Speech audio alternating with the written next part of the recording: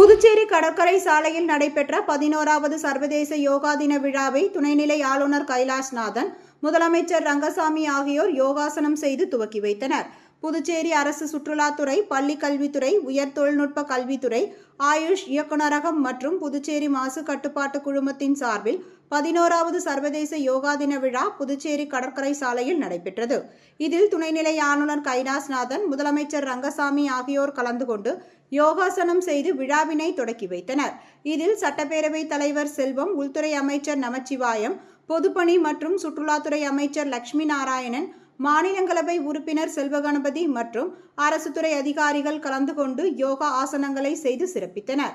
மேலும் இந்நிகழ்ச்சியில் யோகா வல்லுநர்கள், மாணவர்கள் என 3500க்கும் மேற்பட்டோர் கலந்து கொண்டு பல்வேறு யோகாசனங்களை செய்து பார்வையாளர்களை வியப்பில் ஆழ்த்தினர்.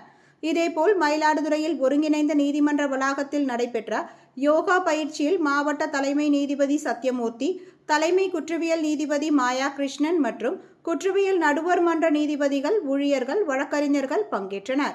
இதேபோல் பாஜக மாவட்ட தலைவர் நாஞ்சில் பாலு தலைமையிலும், பதஞ்சலி யோகா மையம் சார்பில் மாஸ்டர் கணேசன் தலைமையிலும் பல்வேறு இடங்களில் யோகா பயிற்சி நடைபெற்றது. இதில் 100க்கும் மேற்பட்டோர் கலந்து கொண்டு யோகா பயிற்சி செய்தனர். உலக பாரம்பரிய சின்னமான தஞ்சை பெரிய கோவில் வளாகத்தில் மத்திய தொல்லியத்துறை ஏற்பாட்டின் பேரில் சர்வதேச யோகா தின விழா கொண்டாடப்பட்டது. இதில் மாணவ, மாணவியர், பொதுமக்கள் என 1000க்கும் மேற்பட்டோர் கலந்து கொண்டு பல்வேறு யோகாசனங்களை செய்து அசத்தினர். மேலும் அவர்களுக்கு பயிற்சியாளர்கள் மூலம் யோகா செய்ததால் கிடைக்கும் நன்மைகள் குறித்து எடுத்துரைக்கப்பட்டது.